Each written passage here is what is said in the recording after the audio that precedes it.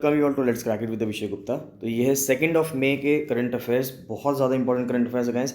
इनको daily basis पे cover करते रहिएगा। ये आपके आगे आने वाले जितने भी एग्जाम्स हैं, चाहे वो यूपीएससी हो, यूपी पीसीएस हो, उत्तराखंड पीसीएस हो, या मेंस एग्जाम हो, चाहे उत्तराखंड का लोअर पीसीएस हो, उत्तराखंड का अपर पीसीएस हो, कोई भी एग्जाम हो, सभी के लिए बहुत ज़्यादा इंपॉर्टेंट करंट अफेयर्स हैं। तो उसको आप डेली बेसिस पे कवर करते रहिएगा। इसमें जितने भी इंपॉर्टेंट न्यूज़पेपर्स हैं सभी का कवरेज किया जा रहा है। पीआईबी का कवरेज किया जा रहा है, पीआरएस का कवरेज किया जा रहा है।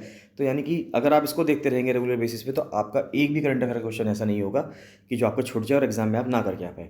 गाइस, बताना चाहूँगा साथ साथ कि अगर आपने let's crack it with Abhishek Gupta का यूट्यूब चैनल सब्सक्राइब नहीं किया है तो उसको जरूर सब्सक्राइब कर लीजिएगा और बेल आइकन भी दबा दीजिएगा, जिससे कि आपको सभी नोटिफिकेशंस मिलते रहें। साथ साथ let's crack it with Abhishek Gupta का जो फ्री टेलीग्राम चैनल है उसको ज्वाइन करना बहुत ज़्यादा ज़रूरी है, तो इसको भी ज्वाइन कर लीजिएगा। इसको ज्वाइन करना बहुत बहुत ज़्यादा ज़रूरी है।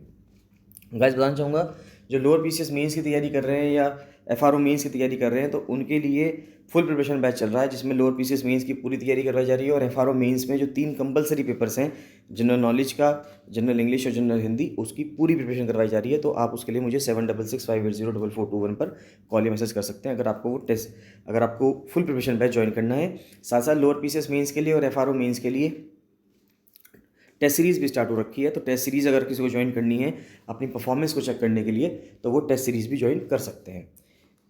चलिए गाइस, स्टार्ट करते हैं 2 मई के करंट अफेयर्स। तो इंग्लिश और हिंदी दोनों में लिखे हुए हैं, तो आपको बहुत ही ईजी होगा समझने के लिए। मैं आपको एक साइड से इंग्लिश वाला पढ़ते हुए समझाता चल जाता हूँ, और आप जो है उसको बाद में चाहें तो आप इस बार इसको हिंदी में भी पढ़ लीजिएगा। आपका सब चीज़ कवर हो जाएगी। आपका एक भी करंट अफेयर ऐसा नहीं होगा जो आपको छूट जाएगा या आपको समझ में नहीं आएगा। तो सबसे पहले आता है GS2 में, India scales higher on the global IP map. देखिए, इंटेलेक्चुअल प्रॉपर्टी जो है, यानी कि जो बौद्धिक क्षमता है, उसके ऊपर इंटेलेक्चुअल प्रॉपर्टी जो है उसके ऊपर बहुत ज़्यादा आजकल नवाचार हो रहा है, टेक्नोलॉजी में इनोवेशन किया जा रहा है, और उसके ऊपर काफ़ी सारी कंट्रीज़ की रैंकिंग आ रही है।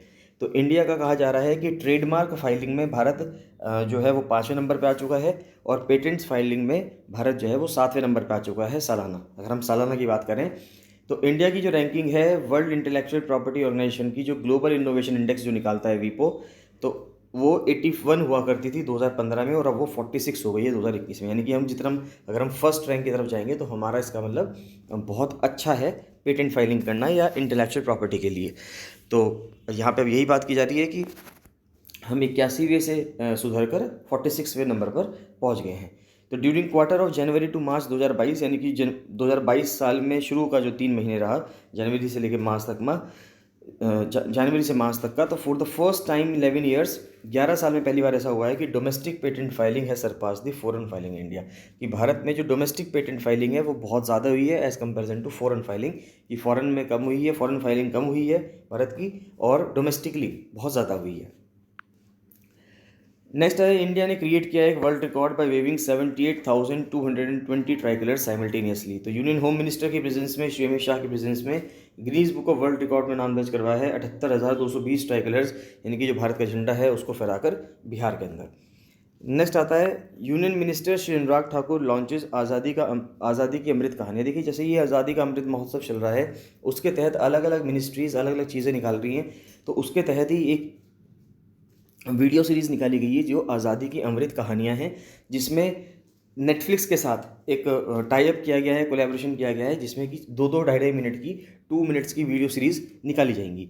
Series consolidates partnership between ministry of information broadcasting and Netflix to celebrate Azadi ka Amrit Mahotsav. तो आज़ादी का अमृत महोत्सव को सेलिब्रेट करने के लिए मिनिस्ट्री ऑफ इंफॉर्मेशन टेक्नोलॉजी या मिनिस्ट्री ऑफ इंफॉर्मेशन ब्रॉडकास्टिंग और नेटफ्लिक्स के बीच में MOU साइन हुआ है।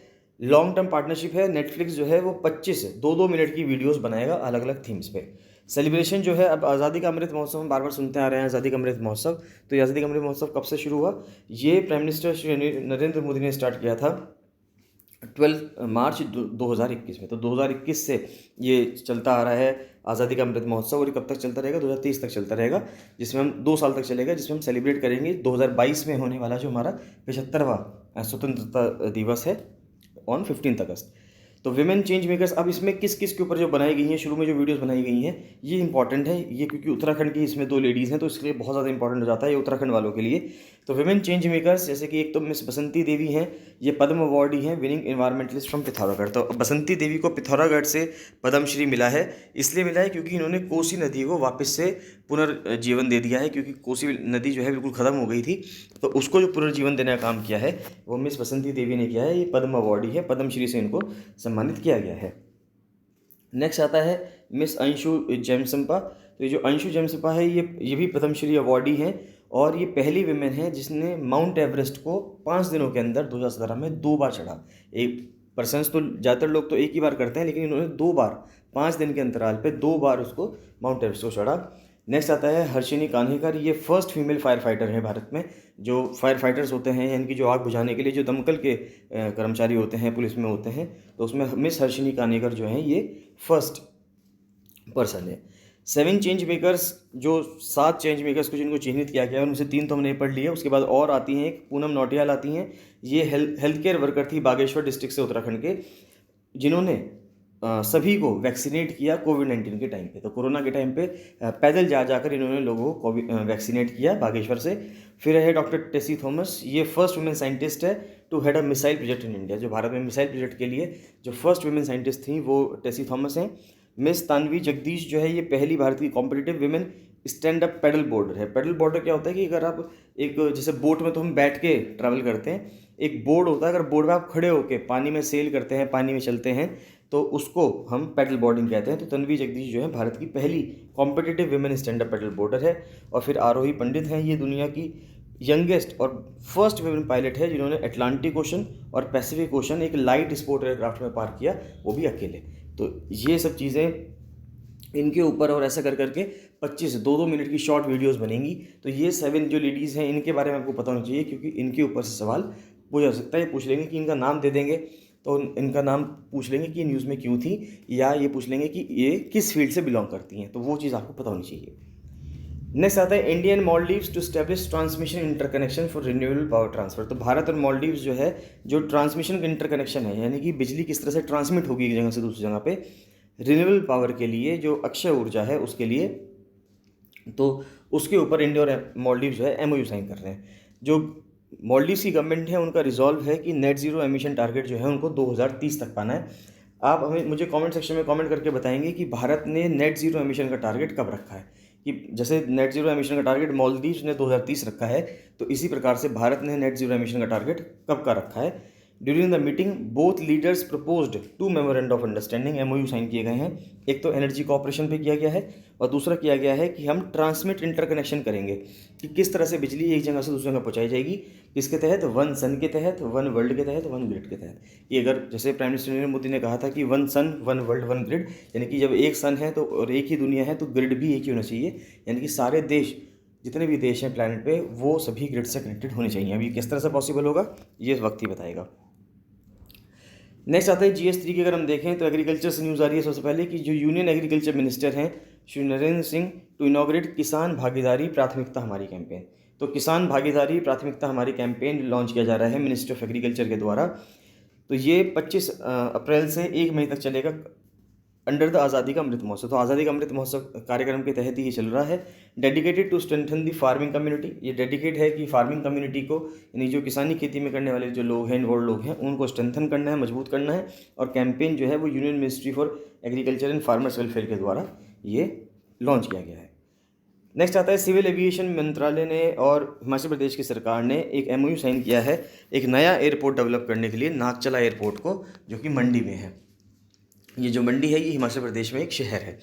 तो इस प्रोजेक्ट की कॉस्ट जो है वो 900 करोड़ रुपए है, ज़मीन की कॉस्ट को हटा के। सिर्फ 900 करोड़ से तो वो प्रोजेक्ट ही तैयार होगा, ज़मीन की जो कॉस्ट आएगी वो अलग आएगी। Development of a green field airport, देखिए ग्रीन फील्ड एयरपोर्ट बनाने की बात की जा रही है वहाँ पे। ग्रीन फील्ड एयरपोर्ट का मतलब क्या है कि वहाँ से पहले जंगल साफ़ किया जाएगा, और जंगल साफ़ करने के बाद फिर वहाँ पे एयरपोर्ट को बनाना स्टार्ट करेंगे। वहाँ पे अब तक ज़मीन भी चिन्हित नहीं की हुई है, इसका मतलब ग्रीनफील्ड एयरपोर्ट का मतलब ये होता है। तो इन नागचला मंडी डिस्ट्रिक्ट ऑफ हिमाचल प्रदेश, तो मंडी जो जिला है हिमाचल प्रदेश का, वहाँ पे एक एयरपोर्ट बनने जा रहा है। ये इंपॉर्टेंट चीज़ है, सवाल ऐसा पूछा जाएगा कि नागचला एयरपोर्ट अभी हाल ही न्यूज़ में था, ये किस राज्य में स्टैब्लिश होने जा रहा है, तो ये हिमाचल प्रदेश के अंदर बनने जा रहा है। तो अभी तक हिमाचल प्रदेश की बात करें तो 3 एयरपोर्ट हैं वहाँ पे, एक तो शिमला में है, कुल्लू में है, कांगड़ा में है, और 5 हेलीपोर्ट्स हैं यानी कि हेलीकॉप्टर के लिए है। एक अग्निधर में है, शिमला में, रामपुर, बड्डी और सासे यानी कि मनाली में है, जो वहाँ पे टूरिज़्म के लिए बहुत ज़्यादा इंपॉर्टेंट है। अगर अब ये भी बन जाएगा, नागचला एयरपोर्ट भी बन जाएगा हिमाचल प्रदेश में, तो इससे एयर टूरिज़्म को और भी ज़्यादा बूस्ट मिलेगा, बशर्ते वहाँ पे फ़्लाइट्स आएँ और फ़्लाइट्स चलती रहें, क्योंकि सरकार तो अपनी तरफ से एयरपोर्ट्स डेवलप कर रही है, लेकिन बात ये भी है कि जो एयरलाइंस हैं, क्या वो वहाँ पे प्लेन्स चलाएंगी? अगर वहाँ पे वो प्लेन्स चलाएंगी, फ़्लाइट्स चलाएंगी, तो ही फ़ायदा होगा। नेक्स्ट है एपीडा टू को ऑर्गेनाइज 36th एडिशन ऑफ आहार 2022। तो आहार करके एक मुहिम चलाई जा रही है एग्रीकल्चर प्रोडक्ट्स अथॉरिटी के द्वारा, एपीडा के द्वारा, फ्रॉम 26 अप्रैल से लेकर 30 अप्रैल तक चलाई जाएगी प्रगति मैदान में। तो अपीडा की पवेलियन थीम जो है वो है to promote GI products for export, कि हमें जीआई प्रोडक्ट्स जो हैं, जोग्राफिकल इंडिकेशन वाले, जो हमें भौगोलिक सांकेतिक जो हमारे प्रोडक्ट्स हैं, उनको हमें एक्सपोर्ट करना है। More than 80 exporters to participate under APEDA pavilion, Asia's biggest food fair. तो एशिया का जो सबसे बड़ा बिगेस्ट फूड फेयर जो होने जा रहा है प्रगति मैदान में, तो उसमें अपीडा पवेलियन में जो है 80 एक्सपोर्टर्स जो हैं वो पार्टिसिपेट करेंगे भारत से, कि 80 एक्सपोर्टर्स हैं जो यहाँ से चीज़ें एक्सपोर्ट करते हैं दूसरे देशों में। तो अपार्ट फ्रॉम आहार, APEDA also organises national events. अब आहार के अलावा और कौन कौन से इवेंट्स जो अपीडा ऑर्गेनाइज करवाती है वो है ऑर्गेनिक वर्ल्ड कांग्रेस, एक Biofach India to promote agri exports, यानी कि एग्रीकल्चर के प्रोडक्ट्स को एक्सपोर्ट करने के लिए, अगर हमें एग्री एक्सपोर्ट्स को बढ़ावा देना है तो उसके लिए अपीडा कई सारे काम करता है, जिसमें से अब एक आहार हो गया है, एक अपीडा हो गया है, एक आहार हो गया है, एक ऑर्गेनिक वर्ल्ड कांग्रेस है, और एक बायोफेक इंडिया है जो अपीडा ऑर्गेनाइज करवाता है। नेक्स्ट आता है कि वर्ल्ड मलेरिया डे जो है वो 25 अप्रैल को मनाया जाता है हर साल, और इस साल की जो थीम थी वो थी harness innovation to reduce the global malaria disease burden and save lives. तो यानी कि वैश्विक, अगर हम देख सकते हैं हिंदी में देखें तो वैश्विक मलेरिया रोग के बोझ को कम करने और जीवन बचाने के लिए नवाचार का उपयोग करें। तो ये हिंदी में हम कहेंगे, और इंग्लिश में हो जाएगा harness innovation to reduce the global malaria disease burden and save lives. Uttarakhand के governor lieutenant general Gurmeet Singh ने फ्लैग ऑफ किया है BRO @63, क्योंकि BRO को अब 63 ईयर्स होने जा रहे हैं उसके इस्टेब्लिशमेंट में। तो एक मल्टी डायमेंशनल एक्सपीडिशन लॉन्च किया गया है फ्रॉम देहरादून से, यानी कि इसमें अलग अलग चीज़ें होंगी, जो वहाँ पे BRO के जो पर्सनल्स होंगे उनको अलग अलग चीज़ें करनी होंगी। तो इसके अंदर एक माउंटेनियरिंग ट्रैक है, यानी कि उनको एक माउंटेन पर चढ़ के ट्रैक करना है, रिवर राफ्टिंग करनी है, साइक्लोथॉन करना है, साइकिल चलानी है, और एंड्योरेंस रन करना है, यानी कि उनको दौड़ना है। तो इसमें कैसे कैसे करना है इनको, तो एक माउंटेनियरिंग ट्रैक करना है 15,000 फीट तक नागरचूला पीक पे, जिसमें आपको 50 किलोमीटर चलना पड़ेगा BRO के जवानों को। नेक्स्ट है रिवर राफ्टिंग करेंगे, गंगा के रैपिड्स में 35 किलोमीटर की रिवर राफ्टिंग होगी। उसके बाद साइक्लोथॉन होगा, देहरादून से दिल्ली जाएंगे चंडीगढ़ होते हुए, तो इसमें आपको 591 किलोमीटर डिस्टेंस ट्रेवल करेंगे। और एक फिट BRO एंड्योरेंस रन होगा रुड़की से दिल्ली तक, जो 211 किलोमीटर का जो डिस्टेंस है, रुड़की से दिल्ली जो 211 किलोमीटर का डिस्टेंस होगा, उसको ये भाग कर रन करके कवर करेंगे। तो ये चीज़ गवर्नर ऑफ उत्तराखंड ने इसको लॉन्च किया है। नेक्स्ट बहुत ही इंपॉर्टेंट स्टडी आ रही है, forest fires can be an important factor in reducing solar power. देखिए, सोलर पावर से जो भी हम अपने फोटोवोल्टेक सेल्स लगाते हैं, जो भी हम प्लेट्स लगाते हैं, जिनके थ्रू धूप जब उन पर पड़ती है, सूरज की रोशनी पड़ती है और उससे जब बिजली पैदा होती है, तो उसमें कई सारे कारण हैं जिसकी वजह से बिजली पैदा होना कम हो जाता है, जैसे कि बादलों का आ जाना या हवा का चलना। तो उस वजह से काफ़ी चीज़ें फ़र्क पड़ती है, धूप का ज़्यादा ना खिलना, इन सब चीज़ों से फ़र्क पड़ती है। लेकिन अभी एक स्टडी की जा रही है जिससे ये पता चला है अगर जंगलों में आग लगती है तो उससे भी सोलर पावर पर फ़र्क पड़ता है, सोलर पावर कम जनरेट होती है। तो a new study has found that forest fires which play different parts of India specially during the summer season play a major role in reducing solar power production in India. तो solar power production को कम करने में बहुत महत्वपूर्ण एक योगदान रहता है फॉरेस्ट फायर का। तो नई स्टडी के द्वारा ये भी पता किया जा रहा है। A group of researchers at the Aryabhatta research institute of observational sciences ARIES, जो नैनीताल में एक इंस्टीट्यूट है, एक ऑटोनोमस रिसर्च इंस्टीट्यूट है department of science and technology का, और नेशनल ऑब्जर्वेटरी है एथेंस की यानी ग्रीस की।